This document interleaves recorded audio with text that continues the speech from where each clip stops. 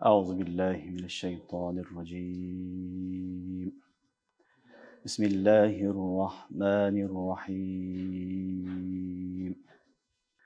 ومن آياته الليل والنهار والشمس والقمر لا تسجدوا للشمس ولا للقمر واسجدوا لله الذي خلقهن إن كنتم إياه تعبدون. فإن استكبروا فالذين عند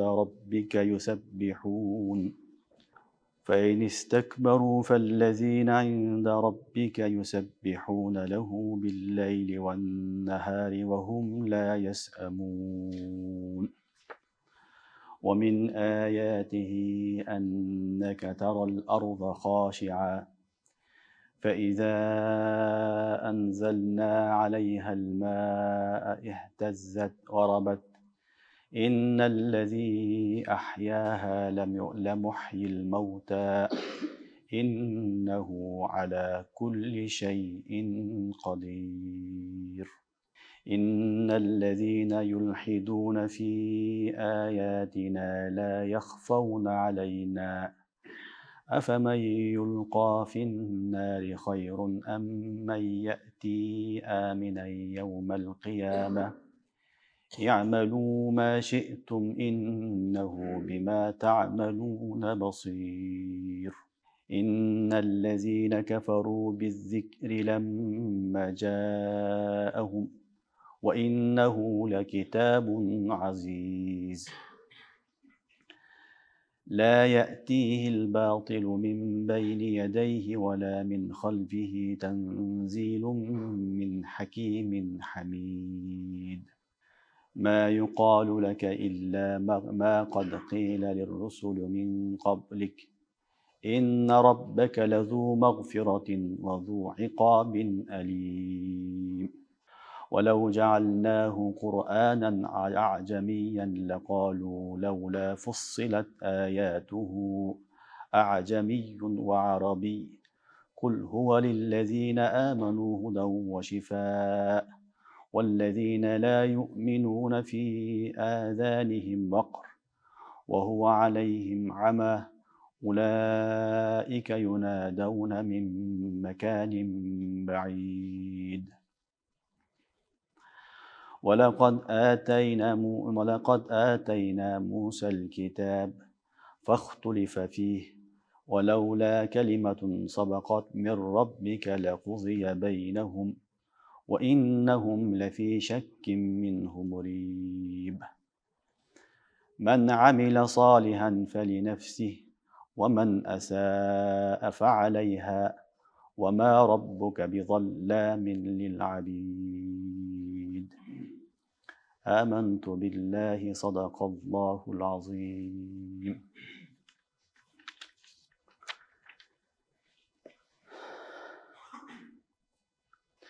Jana Allah'ın bilgilerinden çok bilgileri tün, gün, gündüz, gün, ay, күнгө айга сыйынбагыла, сажда кылбагыла. Аларды жараткан Аллага гана сажда кылгыла, эгер ага сыйынсаңар. Эгерде алар текебирленишсе, анда Раббиңдин астындагы периштелер аны күнү түнү ага тасбих айтышат. Алар эч качан чарчашпайт. Жана Алланын белгилеринен бир белгиси силер көрөсүңөр жерде какырап куруп жатканын. Кейін аға біз астынан су түшүргөндө ал көйт жана өсүп чыгат. Албетте ушул өлүктү тирилткен зат, ушул зат кайра өлүктөрдү тирилткенге кадыр. Аллах бардык нерсеге кадыр. Биздин аяттарыбызды бурмалагандарды биз билбей калбак, бизден алар жашырын эмес. Ал эми ким тозокко таштала турган болсо, ошол жакшыбы же кыябат күнү эсен аман келген адам жакшыраакпы?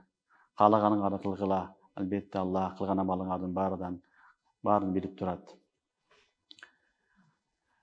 Албетте Куранды инкар кылгандар, аларга Куран келгенде инкар кылгандар. Албетте кафырлар ошо Куранды инкар кылышат. Албетте ал өтө ыйык китеп, ал ыйык урматтуу китеп. Анын артынан эч бир батыл нерсе келбейт. Ал хаким, макталуучу заттын тарафынан түшүрүлгөн. Сага айтылган сөздөр сенин алдыңкы пайгамбарларга да айтылган. Албетте сенин Раббиң кечиримдин ээси жана азап берүүнүн да ээси. Эгерде биз Куранды арабтан башка тилде кылып койсок, анда эмнеге бунун аяттары ачык айтылбады дешет. Бул Куран араб тилинде эмес, пайгамбар араби дешет. Айткан бул Куран иман келтиргендер үчүн хидаят жана шифа. Ал эми иман келтирбегендердин кулактары оор, алар угушпайт. Ал Куран алар үчүн сокурлук, алар алыстан гана чакырылат. Албетте биз Мусага бердик китепти, анда дагы алар талаш тартыш кылышты. Эгер сенин Раббиңдин өкүмү мурда жатылбаганда, алардын ортосунда өкүм чыгып калмак. Албетте алар өкүнүчтүү чектин арасында. Ал эми ким жакшы амал кылса, ал өзү үчүн, жаман амал кылса, ал дагы өзүнө. Раббиң бендилерине зулум кылуучу эмес.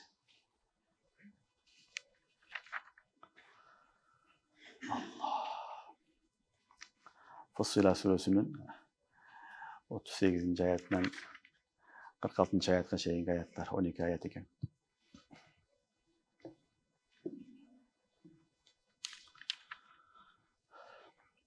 Биз өткөн сабактарда Хамим, Сажда, Фуссила сүрөсүн окуганбыз. Окуп келип, ушул «Вамин аятихи лейлу ван нахар» деген аят келип токтогонбуз. Бул азыркы биринчи аят, Сажда аяты. Окугандан кийин баарыбызга сажда кылышлык важып болду. Ошого биринчи маселе намаздан кийин же сабак бүткөндөн кийин сажда кылып койгула. Бул сажда важып. Курани Керимде 14 сажда аят бар билесиңер. Алардын баарында окуганда сажда кылыш керек болот. Алла Таалам саждага өкүм берген. Ошон үчүн азыркы биринчи аятыбыз бул сажда аяты. Баарыбызга биринчи сабактан кийин эмне кылайлык? Сажда кылайлык. Макулбу? Бул сажданын биздин милдетибиз. Экинчи маселе бул жерден баштап Аллах Субханаху ва Таала «Вамин аятихиден» баштап сүрөнүн аягына чейин таухидти баяндап атат. Таухид, рисалат, ахират. Курани Керимди билесиңер, Мекке аяттары, Меккеде түшкөн сүрөлөр, булар көбүрөөк басым жасаганы таухид, рисалат, ахират. Таухидти көбүрөөк басым жасайт. Ошон үчүн Аллах Субханаху ва Таала бул аяттарда, биринчи аяттарда өзүнүн жалгыздыгыны, өзүнүн кудуретини, өзүнүн бар экендигини, бир экендигини баяндап атат. Анын себеби Мекке мушриктери ар нерсеге сыйынган. Булар бир гана ташка эмес, ташка, күнгө, айга, бүт баарына сыйына берген. Эмнеден эле пайда көрсө, ошонун пайдасы көрүнүп аткан болсо, ошолорго гана сыйынып кете берген эл болгон. Себеби адам баласыга дин келбесе, адам баласынын акылы кичинекей эле болот. Кичинекей акылы менен ошо бир нерсени пайда көрсө, ошого сыйына беретиген болуп калат. Мисалы, Индияга барсаңар, индустар ошол мал сүт берет деп, ошон үчүн сыйынат ага. Ошо сүт берген үчүн бул Кудай бизге деп, сүттүн негизинде ага сыйынып, ошону Кудай кылып алган. Ошон үчүн адамдын акылы кыска болот, эмнени эле көрсө, тоо ташты, айды, күндү, ошого эле сыйынып кете беретиген адамдын табияты болот. Ошондой сыйынып кетпеш үчүн Аллах Субханаху ва Таала бизге не берген? Дин берген. Эң жакшы дин, акыркы дин, эң жакшы китебини Аллах Таала бизге жиберген. Ана ошону Алла Таала баяндап атат. «Вамин аятихи лейлу ван нахар, ваш-шамсу вал камар». Алланын аяттары, Алланын жалгыз экенинин, бар экенинин, кудуреттүү экенинин белгилеринин белгиси ал-лейлу ван нахар. Күн жана түн. Күндүзү келет, жарык болот, түн келет, караңгы болот. Ваш-шамсу вал камар. Ай жана күн. Булар бардыгы Алланын белгилери гана. Булар Кудай эмес. Булар фи затихи пайда зыян бере албайт. Пайда зыян бере турган зат аларды жараткан Аллах Субханаху ва Таала. Мына ушуну Аллах айтып атат. Алла Тааланын бар экен, бир экенинин белгилеринин бирөөсү эмне? Ал-лейлу ван нахар. Түн жана күндүз. Ваш-шамсу вал камар. Күн жана ай. Ла тасжуду лиш-шамси ва ла лил-камар. Ачык айтып атат. Эми силер айга, күнгө сыйынбагыла. Күнгө, айга сажда кылбагыла. Васжуду лиллахи аллази халакахунна. Эгерде сажда кылсаңар, ушул айды, күндү, түндү жараткан Аллага сыйынгыла. Ал ушул нерселерди жараткан. Ин кунтум ияху та'будун. Эгер ага сыйынам десеңер, ага ибадат кылам десеңер, анда ушул затка Аллах субханала таалага сыйынгыла деген аят. Демек, не болду? Алар азыр айткандай эле көргөн нерсесиге эле сыйынып кете берген. Себеби булар күнгө сыйынганы, күн эртең менен чыгат, таң атканда, анын жарыгын чачат, бүт бардыгына жарык болот. Элдин баары, жаныбарлардын баардыгы, бүт баардык жашоо күнгө Алла Таалам байлап койгон. Ошонун үчүн не кылган? Алар ойлогон, ушул Кудай окшойт. Ушул Кудай окшойт, бизге пайда берет деп күнгө сыйынган. Анан күн баткандан кийин не болгон? Түн болгон. Түн болгондо түндө ай күндөн нурун алат дагы, түн чачып берет аны. Чачып бергенде ушул Кудай окшойт деп ага сыйынган ушулар болгон. Ошону Аллахым айтып атат, силер күнгө, айга, түнгө, жарыкка сыйынбагыла, аны жараткан затка сыйынгыла деп атат. Аны жараткан затка сыйынгыла, ушул силердин Кудайыңар деп атат. Демек, Аллах субханала тааланын белгилери аябай көп. Ошол белгилердин ичиндеги эң чоң белгилери ай менен күн. Ай менен күн жөнөкөй нерсе эмес. Ушул жашооду, мынабу жер системасыны Аллах субханала таала ай менен күнгө байлап койгон. Алла кудуреттүү зат, ушуга байланган. Ушул чыкканда жашоо болот, түн киргенде не болот? Эс алабыз. Түн киргенде Алла Таала эс алыш үчүн күндү алып койгон. Күн ысык болсо уктай албайсың да, кеч салкын кылып койгон. Жана кеч капкараң болуп калбасын деп Аллах субханала таала ай жараткан. Капкараң болсо деле коркунуч болот. Вахшат болот, адам коркот. Ошол инсандар, жаныбарлар коркуп калбасын, түндөгү сапар кылам дегенде жеңил болсун деп Аллах субханала таала түндө айды берген, кичинекей жарык берип турат. Ошо менен адам баласы сапар кылса болот, ошо менен чочубай, коркпой жашаганга, жолго сапарга чыкканга мүмкүнчүлүк болот. Эгерде үйүңдө ай жок болсо, үйүңдө кичинекей жарык коесуң. Ошо менен жатсаң, дем аласың, коркпойсуң. Капкараң болсо коркуп каласың. Ушунун бүт бардыгын Аллах субханала таала өз кудурети менен биз үчүн жараткан. Мына ушуну Аллах баяндап атат. ومن آياته الليل والنهار والشمس والقمر لا تسجدوا للشمس ولا للقمر واسجدوا لله الذي خلقهن إن كنتم إياه تعبدون. Эгер сыйынам десеңер, ушул затка сыйынгыла. Ушул айды жараткан, күндү жараткан затка сыйынгыла деген аят. Демек, не болду? Ай болобу, күн болобу, таш болобу, не болсо болсун, бүт бардыгы Алланын кудурети, Алла жараткан махлук, ал Кудай эмес. Ал сыйынганга таттуу эмес. Сыйынганга татыктуу, ибадатка татыктуу бир гана зат ким? Аллах субханала таала. Аллах ла шарика лах. Аллаху ахад. Аллаху самад. Лам ялид ва лам юлад ва лам якун лаху куфуан ахад. Эми Аллах таала айтат: "Фа ин истакбару фаллазина инда раббика." Эгерде булар кибирленип, Алла таалага сыйынбайбыз, Аллага ибадат кылбайбыз десе, анда айтып койгула: "Фаллазина инда раббик." Алланын астында ушундай Алланын фериштелери бар. "Юсаббихуна лаху бил-лайли ван-нахар." Алар Алла тааланы ар дайым даңазалайт, ар дайым Аллага мактоо айтышат.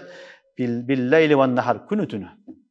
Күнү түнү ар дайым Аллага тасбих айтат, Алланы мактайт, даңазалайт, Аллага тасбих, такбирлер айтышат.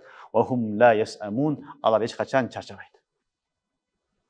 Алла эч качан чарчабайдыган махлугу бар. Демек, Алла таала айтып атат: "Мен силердин ибадатыңарга муктаж эмесмин. Силер мага ибадат кылып, менин кадырымды, баркымды, макамымды бийик кылып жибербейсиңер. Менин ушундай адамдарым бар, фериштелерим бар. Алар мага күнү түнү эмне кылат? Тасбих айтат. Күнү түнү тасбих айтат, күнү түнү ибадат кылат. Вахум ла ясамун." Алар эч качан чарчабайт. Ошон үчүн бул эмне кылсаңар, өзүңөргө анын мага пайдасы жок деген нерсе. Ушуну Алла таалам кийинки аяттын ахырда айтат: "Ман амила салихан фали нафсих, ва ман асаа фа алейха, ва ма раббука бизалламин лил абид."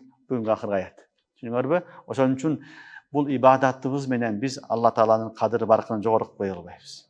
Ибадат кылбасак, Алланын кадыры түшүп кетпейт. Андай эмес. Ибадат кылабызбы, жаман иш кылабызбы, бүт бардыгы өзүбүзгө. Жакшы иш кылсак, ал дагы өзүбүз үчүн, жаман иш кылсак, анын дагы кесепети өзүбүзгө болот.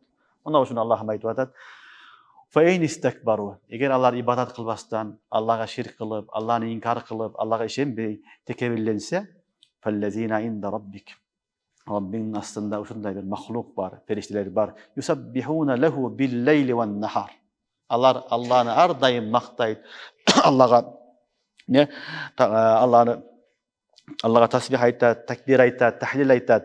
Billeyli ve nahar günü tünü. Ve hum la yes'amun. Allah çarçabayt dedi. Oşoň üçin Allah sizlerden ibadatyňarga muhtaç emes dedi. Andan keyin Allah Taala kayra özüni tanıştırıp atat. Ve min ayatihi annaka taral arza khashi'a. Jana Allah Taalanyň belgilerinden bir çoğ belgisi sizler görösüňөр жерди kurup jatkanyny, kakırap kurup jatkan жерди görösüňör. Fe iza anzalna aleyha'l ma ihtazzat ve rabat. Oşo kakırıp jatkan, kurup jatkan жерге biz asmandan suw düşürgöndө, jamgır jağandan keyin ihtazzat al köp kögöröt. Ve rabat ne ösüp çıgat. Turaby innellezî ahyaha oşul жерди, kuruk жерди kayra jandartyrgan, tiriltgen zat la muhyil mauta ölgöndörü dağın kayra tiriltet. İnnehu ala kulli şeyin qadir. Albette Allah barlyk nersege qadir. Demek ne bolat? Allah'ın kudreti karagala kış bolat. Kış bolganda büt barlyk nerse kurugap ne bolat? Kurugap kalat. Anan jayaga çeyin oşol jerin betinde yaşa bolboyt. Jer toňup kalgan, keyin kurgap kalgan, jamgır jağan jok, kurgakçylyk, hiçdeke jok. Kakırap jatkan çöl bolan jerge Allah subhanahu wa taala rahmat jağan jiberet. Oşol rahmat jağan jağandan keyin akırın oşol bozulup jatkan jer ne bolat? Jap-jaşyl çöpke aylanat. Koz çöpleri çıgat, gülleri çıgat, başka bolat. Anan jaşoo bolat. Anından egin egebиz, аны менен özübüz пайдаланабыз, janawarlar пайдаланат, büt bardyň paydasy uşuga baylap koýan Allah Taala. Muna uşul innellezî ne oldu? Ahyaha la muhyil mauta. Uşul ölük jerde tiriltgen zat, erkten ölgönden keyin adam zatyndagy uşuntip tiriltet. Kıyamet günü kelgende Allah'ın rahmat jağany jayt. Rahmat jağany jağganda adamlar ösüp çıgat, önüp çıgat. Kadymkideyle mayagda çöböngönдөй ösüp çygabız bardygybız. Kaburdan bardygy ösüp çıkıp, anan mahşar maydanına bardygy barat. Muna uşul Allah Taala kadir zat. Demek joktan paýda kılgan Allah bizi erteň tuprak bolup, kömülüp jok bolgondan keyin kaýraly Allah Taala ne kılat? Bizi çıgarganga toluk kudretli. Anda şek jok. Innehu ala kulli şeyin qadir. Elbette Allah bardyk nersege qadir. Wa huwa qadirul mutlaq. Allah qadirul mutlaq kalaganyny kılat. Demek ölgönden keyin jaşoo bar dep atat. Ölgönden keyin jaşoo hak. Allah subhanahu wa taala jaşoo berdi. Ölgönden keyin dagы tiriltkenge toluk kudret jetet. Anda hiç bir şek şubha jok. Andan keyingi ayatda Allah subhanahu wa taala dagы bir masale bayandap atat. İlhat boyunca innellezîne yulhidûne fî ayatina la yakhfawna aleyna. Elbette bizim ayatlarımızdı turames tawil kılıp burmalagandar la yakhfawna aleyna bizge jaşyr demes deydi. Afamay yulqa Kul innellezîne yulhidûne fî ayatina degende Allah subhanahu wa taala ilhat dep koyat jawsam mulhidinler nahbarını bayandap atat. Mulhid degen kim? Mulhidin degenler bular bayagınday din buzgandar. Dindi burmalagandar. Dindi buzgandardın, dindi burmalagandardın dagın ahvaly öte ogor bolat. Öte ogor bolat. Sebebi dindin kojoyunu Allah. Allah'tın dini. Allah'tın dinini Peygamber sallallahu aleyhi ve sellem kelgen. Peygamberimiz sahabalardan tabiinde, taba tabiinde ila yevmine hâzâ. Uşuntip geletet. Uşul din sahih din. Uşul dindi kim burmalagan bolsa, buzgan bolsa, ana to'g'ri emas tavil qilgan bo'lsa, ilhad qilgan bo'lsa, va huwa kafir va zindiq bo'ladi. Al dindan chiqadi. Dindan chiqadi. Shuning uchun din Allohniki. Alloh subhanahu va taolo aytadi: "Innallazina yulhiduna fi ayatina." Bizning oyatlarimizni to'g'ri emas tavil qilib, ilhad qilganlar, dinni burmalaganlar la yakhfawna alayna. Bizga jashirin emas deydi. Allarning barini bilamiz deydi. Oşun için tuğandar din amanat deyip zardayım. Din kanday olsa oşondoy bayandaş gerek. Keyde adamlar dindi turames bayandaydı. Turames neseler aytat. Uşunu din dep düşünüyor. Yok, al din emes. Al senin özüңнүн oyun, özüңнүн fikirin, özüڭ din kılıp algansın. Al din emes. Anı menen sen dinni bozup keyde dinden çıkıp ketişiň da ihtimalın var. Mulhid bolup ketişiň ihtimalı köpürөөк. İlhad iki türlü bolat tuğandar. Birincisi kafirler ilhad kılgan, alar ne kılgan? Peygamber aleyhisselam Kur'an okuganda Kur'an okupagıla degen. Okupagıla bul adam şair degen, bul sıyqırçı degen, bul jalgançı degen, bul akın degen ar türlü sözler menen Peygamber sallallahu aleyhi ve sellem'e elder kelbesinde Peygamber jala jabışkan. Bul da ilhaddın bir türü. Ошентип отуруп булар эмне болду? Куранга келген жок, Куранды уккан жок, динге келген жок. Себеби алар эмне кылды? Юлхидуна фи аятина. Көрдүңөрбү? Алар Аллахтын аяттарын бурмалады. Укпагыла, эшитпегиле, барбагыла, ал сыйкырчы сыйкырлап коет, алдап коет деген сөз менен пайгамбар саллаллаху алейхи вассаламдан элдерди, азгырды, алыстатты. Илхаттын бир түрү ушул. Илхаттын экинчи түрү ушул Куран хадисти инкар кылбайт. Бирок Куран хадисти чечмелегенде туура эмес чечмелейт. Куранды тафсирлегенде, дини тафсирлегенде, акыйданы тафсирлегенде, дини маселени тафсирлегенде ал өз ою менен туура эмес маселелерди айтат. Бул да илхат. Бул дагы чоң күнөө. Кээде куфр болот, кээде эме болот, кээде фысык болот, фужур болот. Түшүнүңөрбү? Демек дин эмне болду? Аллах субханаху ва таала берген дин пайгамбар саллаллаху алейхи вассаламга, пайгамбарыбыз баяндады, сахабалар айтты, ушул сахаба, табиин, ошолордун бардыгыны биздин имамдар баяндап берген. 4 имам деп атпайбызбы? Абу Ханифа, Имам Малик, Имам Шафи, Имам Ахмад, ушулар ошол пайгамбарыбыздан келген динди бизге түз толук жеткизип берди. Ушулардын көрсөтмөсү менен биз кетебиз. Ушулардан чыгып, булар айтпаган сөздөрдү айтып, сен бирдекени баштасаң, анда сен илхат кылган болосуң. Тавил батила деп айтылат. Илхат, мулхидин, тавил батил, муну менен кээде адам баласы динден чыгат. Түшүнүңөрбү? Намаз дегенде эмне? Намаз дегенде биз билебиз, намаз Аллахтын өкүмү. Намаз дегенде 5 вакыт намазды түшүнөбүз, окуган тартибин, эрежесин билебиз. Мисалы бүгүнкү күндө намазды кээ бир адамдар чечмелейт. Намаз деген мынтип эңкейип, доңкоюп, рүкү сажданын кереги жок дейт. Намаз деген жүрөк таза болсо болду дейт. Алла менен байланышсаң болду дейт. Демек намазды эмне кылат? Өзүнүн тараптан тафсирлеп атат. Ал эч ким аны айткан эмес. Пайгамбарыбыз да айткан эмес, сахабалар да айткан эмес, имамдар, муштахиддер эч ким айткан эмес. Ал өзүнүн тараптан чыгарып алды дагы намазды ушундай баары берди. Мен жүрөгүм таза, мен намаз окусам да болот дейт мисалы. Көрдүңөрбү? Ал эми вузуну тааратылганды тазалык дейт мисалы. Тазалык дейт дагы мен тазамын, мен намаз окуй берем, тарат болбосо да окуй берем дейт мисалы. Демек, вузу деген сөздү ал эмне кылды? Өзүнүн тарафынан өзү чечмелеп түшүнүп алды. Мисал катары айтып атабыз. Ошон үчүн диндеги ар бир нерсени бизге көрсөтмө керек. Аны пайгамбар саллаллаху алейхи вассалам не деп хадисте баяндаган, сахабалар кантип түшүнгөн, табииндер, табииндер, андан кийин ким? Муштахиддер, имамдар, 4 имам кантип бизге баяндаган, ошо менен кетебиз. Андан чыгып өзүңчө иштихат кылам деп, муштахид мутлак болуп алып эле ардеге кыла берсең, анда сен динди бузган болосуң. Ошон үчүн дин аманат туугандар. Ошон үчүн медреседе 10 жыл окуп, анан адам алым болот. Медреседе 1000 бала өткөн болсо, ошонун 1 бала чыкса алым, ошо жетет өзү. Себеби уламалар гана динди хафиз болот. Динди сактай турган инсан уламалар болот туугандар. Ошол туура эмес чечимдеп атканын ким билет? Алым билет. Алым айтат, мына ушул жерде сен туура эмес чечмеле айттың деп, аны ага багыт берет. Ошон үчүн медреселерден 1000 талабадан bir 100 жылда 1-2 талаба чыгып калса жакшы алым ошо жетишет. Фарди кифая. Ар ким алым боло албайт.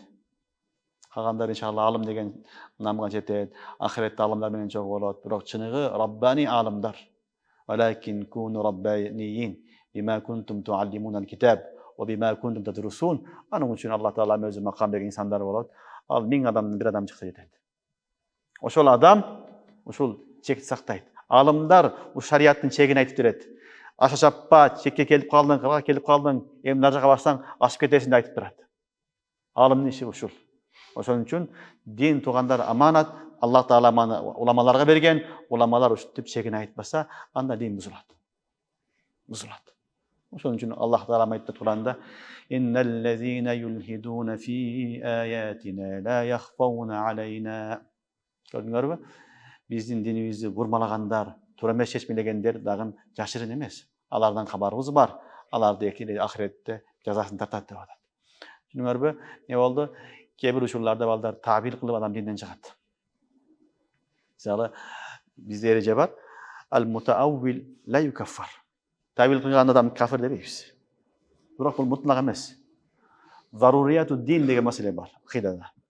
Зарурияту динде табил кылган болсо ал динден чыга берет. Мисалы, кафирлар дагы, мушриктер дагы бутка сыйынганы табил кылышкан. Ма нa'будухум илля лиюқаррибуна илаллахи зульфа. Куранда айтат. Биз буларга сыйынганыбыз себеби ушул буттар бизди Кудайга жакындатат дейт. Тавил кылып атат. Бирок тавил батила. Батыл тавил. Биз аны мусулман дебейбиз. Ошон үчүн акыйда бабы өтө кыйын. Акыйда бабында туура эмес тавил кылган болсо ал кафир болуп калат. Түшүнүктүбү? Ошон үчүн Куранда Аллах айтып атат: "Афамай иннеллезина юлхидуна фи аятин ла яхфауна алейна." Биздин аяттарыбызда илхат кылган, туура эмес чечмелеген, туура эмес баян кылгандар ла яхфауна алейна. Алар жашырын эмес. Алардан баардык хабарыбыз бар деп тур. Аллах таалам кийин аятта айтат: "Афамай юлка финнар хайр." Дозокко ташталган адам жакшыракпы, же кыямат күнү келгенде эсен аман келген адам жакшыракпы деп атат. Суроо койду, жоопту айткан жок. Баарыбыз билебиз, кыямат күнү эсен аман турган адам эң жакшы адам. Кыжаалатта турган, отто турган адам ал жаман адам. Түшүнүңөрбү? Ошону Аллах айтып атат: "Афама юлка финнар хайр." Эмне дозокко ташталган адам жакшыракпы? "Амма яти амина яумал кыяма." Же кыямат күнү амын абалында эсен аман келген адам жакшыракпы дейт. Албетте, эсен аман күнөөсү келген адам жакшыраак. "Я'малу ма ши'тум." Курандын аятына карагыла. "Я'малу ма ши'тум, ма ши'тум." Каалаганыңар кыла дейт.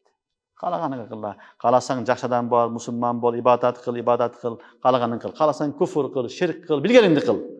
"Ва иннаху бима та'малуна басир." Айтып коет. Албетте Аллах кылган амалыңардын баарынан кабардар. Басир баарын көрүп турат.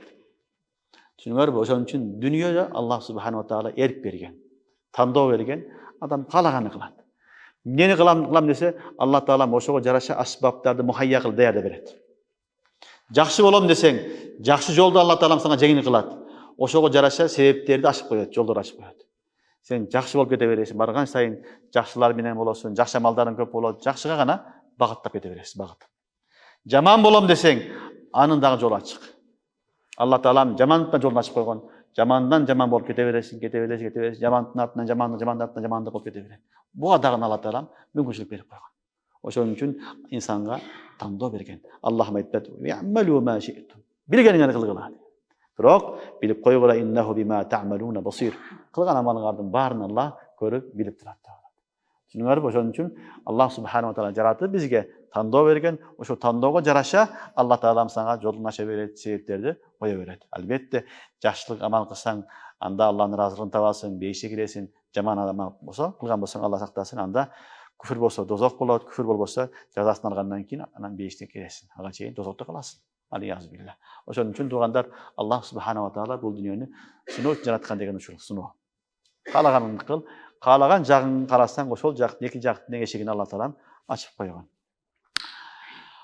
أفمن يلقى إن الذين كفروا بالذكر لما جاءهم وإنه لكتاب عزيز. إن الذين كفروا بالذكر لما جاءهم. Albatta kafirlar alarga Qur'on kelgende Qur'onni inkar qilishdi deydi. Kafirlarga aytdik, Qur'oni Karim Allah subhanahu va taala bayandaganda alar Qur'onni ne qilishdi? Inkar qilishdi. Paygambardын сөзү, бул туура эмес сөз, шайтандардын сөзү, сыйкыр деген сөздөр менен Куранды инкар кылышты, ишенген жок. Ал эми Куран кандай китеп? Ва иннаху лакитабун азиз. Албетте ал жөнөкөй эмес, азиз китеп. Ыйык китеп. Ал махбуб китеп. Ал урмат сыйлуу болгон китеп дейт. Ва иннаху ла азизун хаким. Ва иннаху лакитабун азиз. Кафирларга Аллах субханаху ва таала Куранды жөнөткөндө пайгамбар аркылуу укпайт эле. Кулактарını салат эле, уккусу келбейт эле, баягыда бакырат эле, пайгамбарыбыз укпасын деп. Ар кылды сөз менен элдерди качырганга аракет кылат эле. Себеби Кур'ани Карим бул мужиза китеп. Аллах тааланын мужиза китеби. Кур'ани Карим балдар китабулла, каламулла. Экөө тең бар мында. Алланын каламы дагы, Алланын китабы дагы. Мурдагы китептер бардыгы китабулла, Таврат, Инжил, Забур, каламулла эмес. Каламулла bir gana Allah'ın kitabı uşul. Kitabullah ve kalamullah. Allah'ın kitabı, Allah'ın sözü. Allah'ın sözünde sözdür tasiri oladı. Sözdür de tasiri oladı. O son için aydı ve innehu le kitabun aziz. Al ötü iyik kitap de oladı. Aziz degendin köp manası var doğanlar. Aziz degendin bir manası bul galip degen söz. Bul barlığına üstüm degen söz. Kur'an-ı Kerim, Allah Teala'nın kitabı, aziz kitap, bu barıdan üstün durat. Barıdan üstün durat. Себеби дүйнөдө канча китеп болсо, бүт баарынын үстүндө Куран коюлат. Курандын астында калган китептер бардыгы жок сыяктуу эле. Анын кадыр баркы жок. Себеби бул Аллахтын сөзү. Аллахтын китеби, Аллахтын сөзү. Азиз, галиб. Түшүнүңөрбү? Азиздин бир манасы мухтарам. Урмат сыйлуу деген. Урмат сый ар дайым муну даарат менен кармайбыз. Ар дайым башыбызга көтөрөбүз. Бийик жерге коебуз. Ар дайым окуганда кыбланы карап алып бисмилла деп аузу билла тарат менен окуйбуз. Бул мухтарам китеп. Азиз деген дагы бир манасы, туугандар, азиздин дагы бир манасы бул азда шей, яни махбуб деген да манасы бар. Бул сүйүктүү китеп. Аллах Таалам сүйүктүү китебини сүйүктүү пайгамбар аркылуу сүйүктүү үммөтүнө берген. Саллаллаху алейхи ва саллям. Аллахтын бул сүйүктүү китеби. Түшүнүктүүбү? Китептердин ичинде эң сүйүктүү китеп, эң сүйүктүү пайгамбарына берген, ал пайгамбар аркылуу бизге келген нерсе, үммөткө берилген неамат. Ошон үчүн бул Кур'ани Карим жөнөкөй китеп эмес. Эң ыйык китеп, эң урматсызга болгон китеп, эң көп окулган китеп жана эң сүйүктүү китеп. Иннаху лакитабун азиз. Кур'ани Каримде айтат, иннаху лакитабун карим. Башка жерде Кур'ан айтат, ва иннаху лакитабун карим. Албетте ал карим китеп. Эң жакшы китеп, берешен китеп деген да сыпаты бар. Түшүнүктүүбү? Ошон үчүн Кур'ан хидаяттын негизги булагы Кур'ани Карим.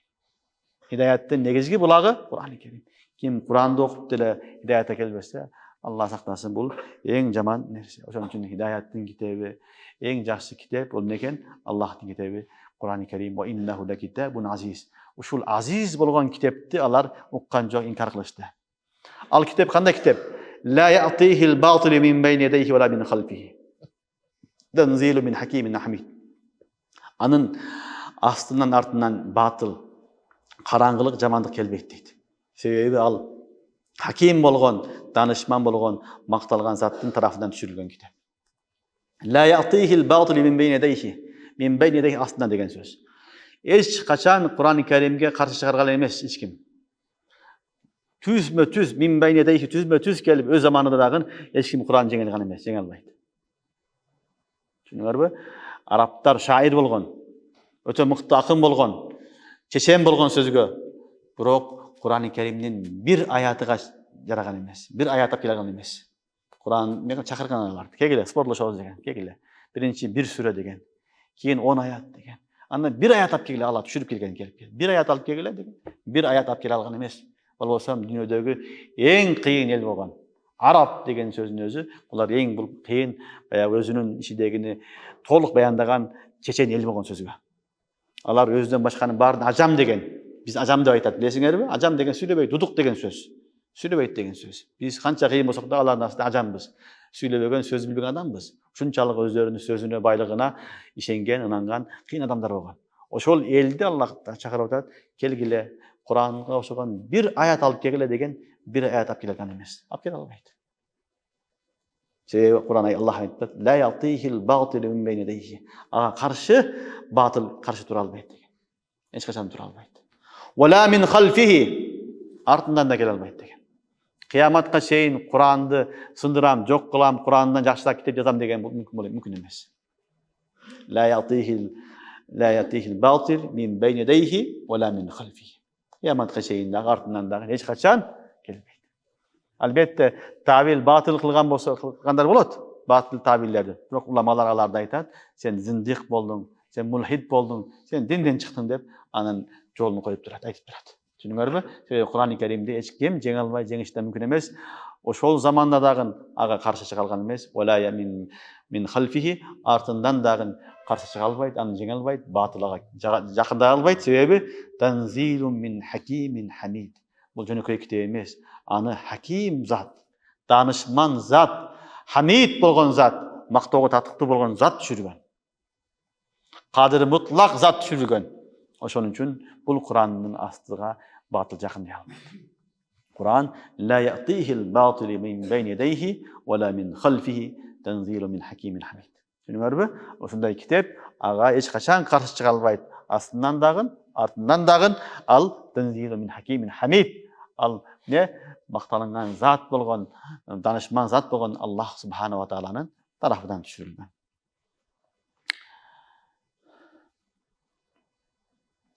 Ma yuqalu laka illa ma qad qila lirrusuli min qablik. Bu ayette Allah subhanahu wa ta'ala peygamberimizin köngülünü kötörüp ötät. Sana elder ne degen bolsa, senin aldığındagı elderige, peygamberlarga uşul sözler aytılgan dedi. Emi seni jalgançı dedi, şair dedi, ne dedi, sihirçi dedi, akın dedi. Büt barı uşul sözlördü senden murdagı büt peygamberlarga özünün kowmu aytkan dedi. Ma yuqalu laka illa ma qad qila lirrusuli min qablik. Düşünüňärmi? Inna rabbaka lazu maghfirah wa zu iqabin alim. Albatta senin Rabbin mağfirettin esi, jana azaptın da esi dedi. Kim istiğfar tawba kılsa Allah keçiret, mağfirettin esi. Kim oşo toň boydan kalgan bolsa, başı bese, küfür menen ketken bolsa, zu iqabin alim. Allah Taala malardy ötü katty azaptaydı. Ötü katty azaptaydı. La yu'azzibu azabahu ahad ve la yusiq wasaqahu ahad. Allah da hiç kim azaptay albaydy. Allah baro saktasın. Andan keyin ayatda Allah subhanahu wa taala gaýryle Qur'an'da bayandap atat. Yani sıfatlarını وَلَوْ جَعَلْنَاهُ قُرْآنًا عَجَمِيًّا. Eger de biz Kur'an'da acami tilde, hem Arap tilden başka tilde jiberip koyganımızda لَقَالُوا لَوْلَا فُصِّلَتْ آيَاتُهُ. Emnege bunu Kur'an'ın ayatlarını Allah Teala açık bayandap edişediler. Acamiyyun ve arabi. Kur'an'ın ne? Acami, Arapça emes. Peygamber Arapça. Bu kanday bolat? Peygamber düşünbegende seni biz kanday düşünüyoruz dep etiraz kılmak. Kul huve lillezine amanu huda ve şifa. Aytqın bul neken? Kur'an iman keltirgenler için hidayet jana şifa. Vellezine la yu'minun fi azanihim makr. Bul kafirlerin adatı şunday bolgan.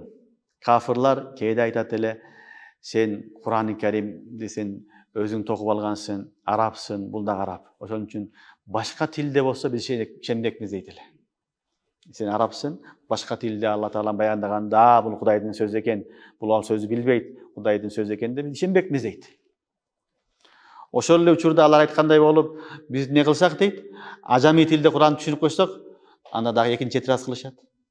Bul peygamber bolsa Arap tilinde süýleyt, kowmu Arap tilinde bolsa, anın kitaby ajami eken. Biz kanday düşünüyoruz ana? Peygamber düşünmese biz kanday düşünbekmiz dep gaýrly etiraz kılmak.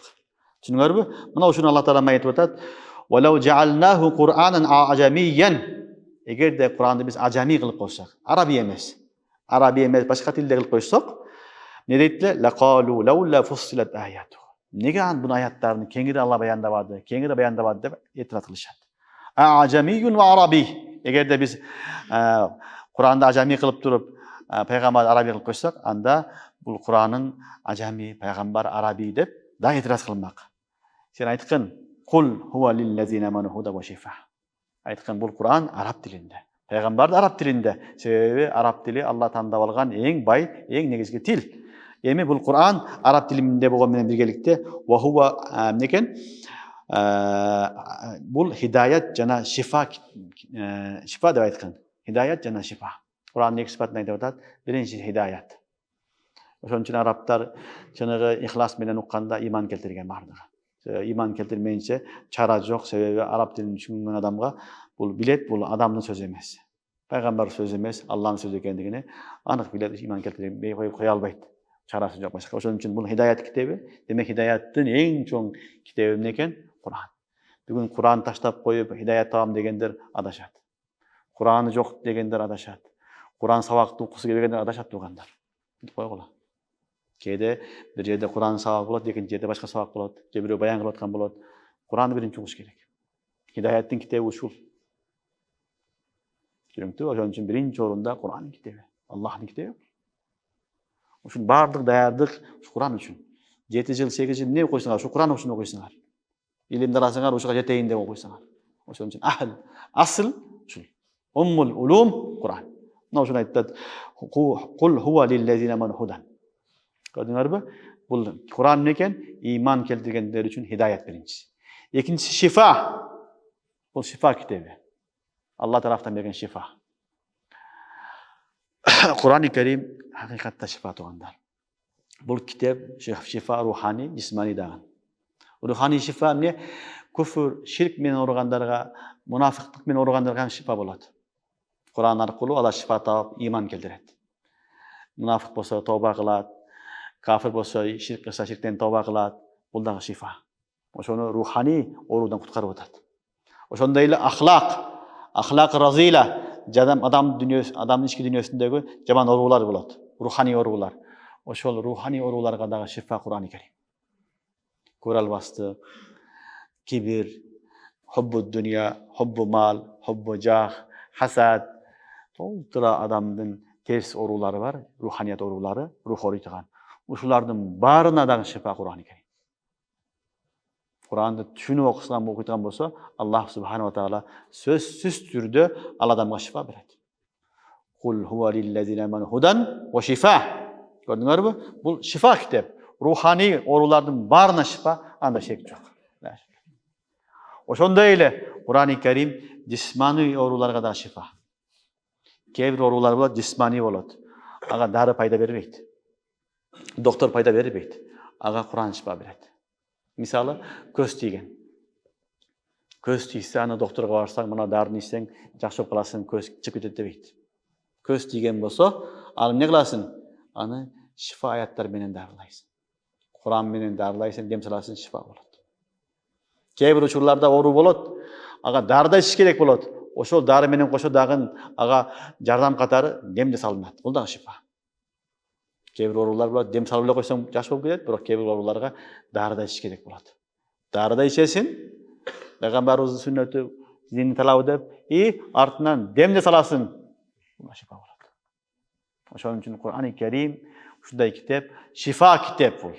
Бул рухани ооруларга дагы, жисмани ооруларга дагы шифа, адамдын рухуна да шифа, адамдын денесине дагы шифа болгон китеп. Мына ушуну Аллах таала айтып атат. Кул хува лиллазина аману худан ва шифа. Айткын, бул китеп иман келтирген мусулмандар үчүн хидаят китеби жана шифа китеби. Валлазина ла юъминуна фи аданихим вақр ва хува алейхим ама улаика юнадауна мин маканин баид. Ал эми иман келтирбегендердин кулактарында не бар? Алардын кулактары оор. Алар кулактарына бир парда келип калган. Ва хува алейхим ама. Кур'ан алар үчүн сокур. Улаика юнадауна мин маканин баид. Алар алыстан чакырылган сыяктуу эле. Алар алыстан чакырылган сыяктуу эле дейт. Бул бир этиразга жооп болуп атат тугандар. Ал суроого жооп болуп атат. Суроо мындай болуп атат. Биз айттык, Кур'ан хидаят китеби дедик. Кур'ан шифа дедик. Кур'ан танзилу мин хакимин хамид дедик. Ла ятихил батилу мин байни дейхи ва мин халфихи дедик. Туурабы? Ушундай чоң укмуш китеп болгон болсо, анда неге элдин баары мусулман болбойт деген суроо турат. Анда неге ошол убакта пайгамбардын доорундагы арабтар мусулман болгон жок деген суроо турат. Алла таала ушул суроого жооп берип атат. Анын себеби ал вакыттагы иман келтирбегендердин кулагында вакр. Вакр деген бирдекени кулакка тыгып койгондой айтылат. Мындай немен арасындагы пактаны, пробканы кулагыңа тыгып койсоң, кийин бирөө сүйлөсө да угулбай, эчтеке угулбай калат. Шуну ушул вакр дейт. Кулагы оор деген сөз бул. Түшүнүңөрбү? Алардын себеби, алардын кулагында парда бар. Алардын кулагы эмне болгон? Оор. Аларга бул Кур'ан угулган жок. Уккан жок, Аллах каалабады, ошон үчүн хидаят келбеди деп атат. Болбосо бул китеп, ушундай китеп Аллах кааласа, ким укса иман келтирбей койгонго аргасыз иман келтирет. Ушундай китеп. Бирок Аллах каалабаган болсо эмне болот экен? Аллазина ла юъминун фи аданихим вақр. Алардын эмнесинде? Кулагында эмне бар экен? Пардасы бар. Кулагында алар тосмою бар. Ва хува алейхим ама. Хува замир Кур'анга барат. Кур'ан алардан көр, сокур. Яни алар Кур'анды көрүшкөн жок деп атат. Кур'ан аларды көргөн жок, алар да Кур'анды көргөн жок деп атат. Ва хува алейхим ама манасул. Түшүнүңөрбү? Алар кулагы да укпайт, көзү да көрбөйт деп атат. Ошон үчүн хидаят издеген адам кулагы менен эчтейт хакты. Хакты эчтип, ошого аракет кылат, хакыйкатка келгенде. Хидаят издеген адам көзү менен көрөт. Көзү менен көрүп, бирөөнүн өзгөргөнүн, жашоосун көрүп, хакыйкат туура жол экенде анан барат.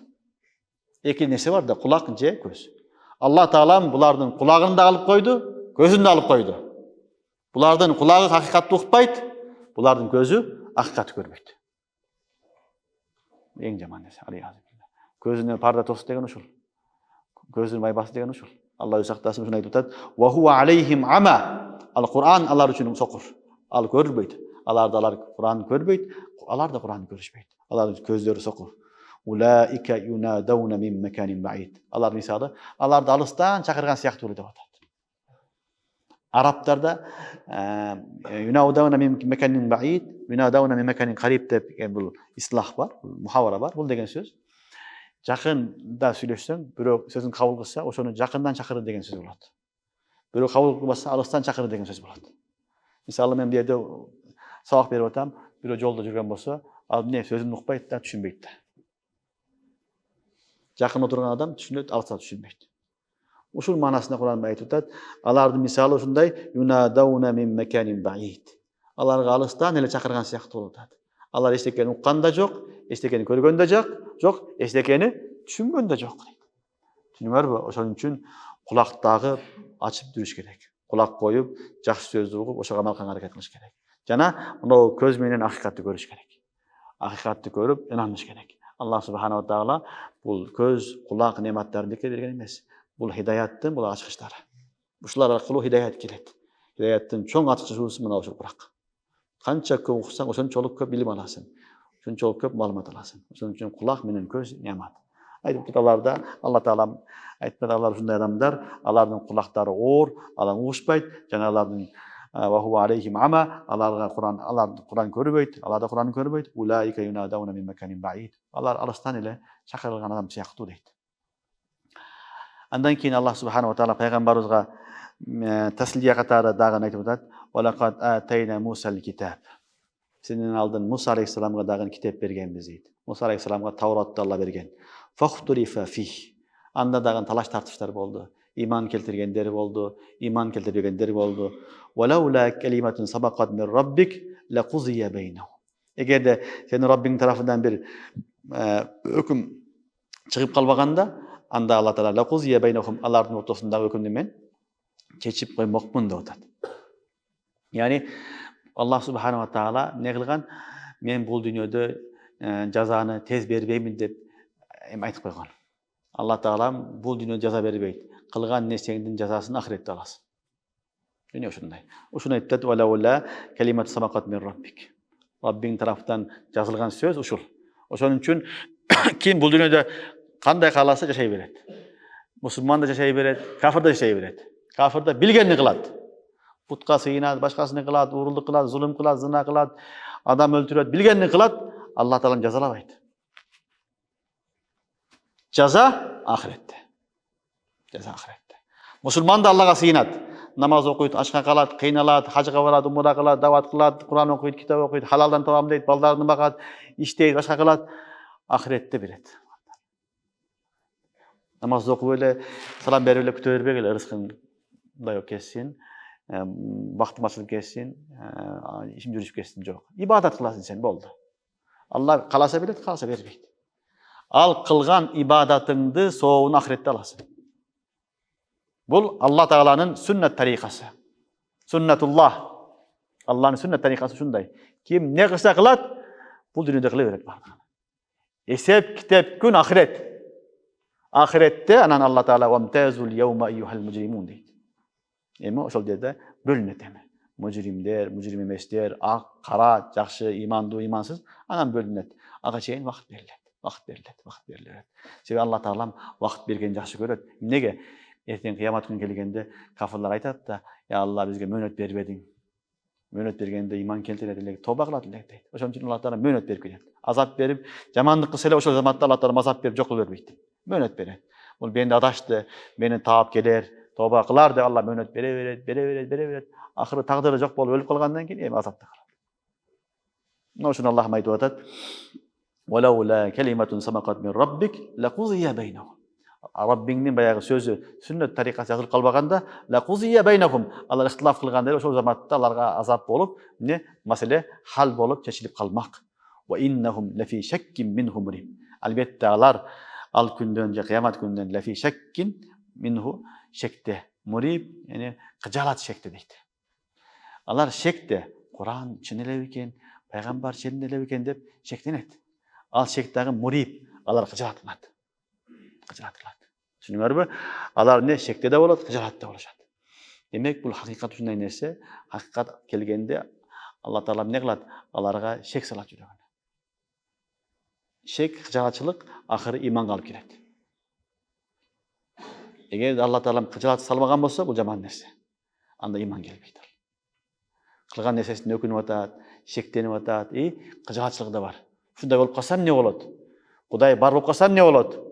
Ölgöндөн кийин жашоо бар болсо эмне болот деген fikir кыжаат кылган болсо, ошол нерсе адамды хидаятка алып келет. Анан жок деген fikir келген болсо, ал язы билля, ал эң жаман нерсе. Ошону Аллах айтып атат: "Ва иннаху лафи шаккин минху муриб." Албетте Аллах шекте жана кыжааттык шекте деп атат. Аллах хижарат болгон шекте, кеже хижарат болуп иман келтирет, кеде кыжаат болот, бирок иман келтирбейт dedi. Андан кийин ахырда Аллах Таалам кайра бир эрежени айтып атат: "Ман амила салихан фали нafsi." Ким жакшы амал кылса, ал өзү үчүн. Кандай жакшы амал кылса, ал өзү үчүн. Кудай Таалага анын эч бир пайдасы, зыяны жок тугандар. Ал адамдын өзү үчүн. "Оман асаа фа алейха." Жамандык кылса, анын дагы зыяны ага. Ким жаман иш кылса, анын дагы зыяны өзүнө. "Ва rabbuк bizallamин lil abid." Rabbing бендилерине зулум кылуучу эмес. Allah eç kimge zulüm kılbayt. Allah Taalam taza adamdı cehenneme salıp koyboyt.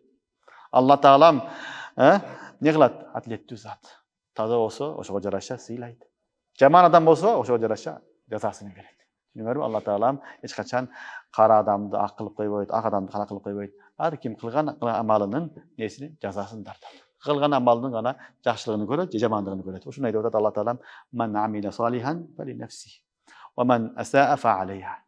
Ошон үчүн туугандар, айюха талаба, бул кылган жакшылыктарыбыз баары өзүбүз үчүн. Эң негизги нерсе өзүң. Көпчүлүк адамдар ойлойт да, мен карып калдым, эмне кылбай эле коеюн, бала чакам, небере чеберем мага дуба кылат, башка жок. Бирөөдөн күтпөш керек. Өзүң кылып кет. Өзүң жасап кет, ахиретиңди өзүң оңдоп кет. Аркаңдан бирөө дуба кылат, жакшылык кылат деп күтпө. Өзүң даярдап кет бардыгын. Куранда айтып атат: "Мен амила салихан фали nafsi." Kim ne kılsa özüge kılat. وَمَنْ أَسَعَ فَعَلَيْهَا. Jamanlık kılsa dagın, anın cazası özüne. Balası günökör, bir günö kılsa atası joku tatılbaydı. Balası özü cevap beredi.